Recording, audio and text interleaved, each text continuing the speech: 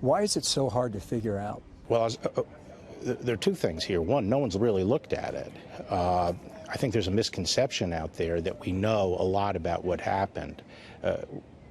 The fact of the matter is, Bob Mueller did not look at the government's activities. He was looking at whether or not the Trump campaign had conspired with the Russians, but he was not going back and looking at the counterintelligence program. And we have a number of investigations underway that touch upon it, the main one being the Office of Inspector General that's looking at the FISA warrants. But as far as I'm aware, no one has really looked across the whole waterfront. So you came into this job and you started asking questions. Did you get any answers? Well, I thought when I came in from the outside that all the questions that I had and many other people had that would be readily answered once I got in, but I haven't found that to be the case. You also said back in April that you thought there was spying going on in the Trump campaign.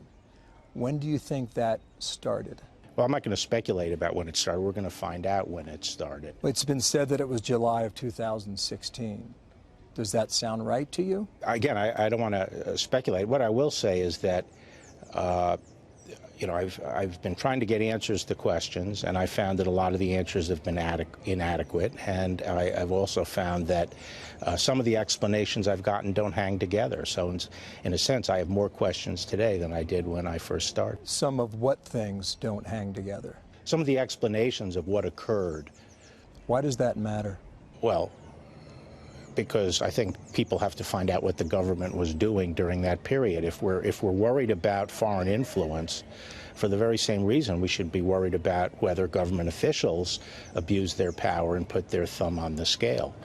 And so I'm not saying that happened, but I'm saying that we have to look at that.